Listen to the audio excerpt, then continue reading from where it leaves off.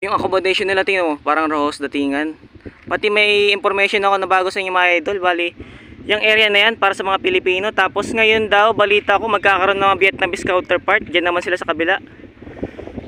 Yan, bali magbabalik na yung mga Vietnamese. Dito sila, yun ang accommodation nila. Dito naman yung mga Pilipino. Yes po, papasok na po tayo. Yan, yung gate nila oh. Ang masaya nun, may guard sila doon. Nandun, yung nasa blue house na yun. Guard yun.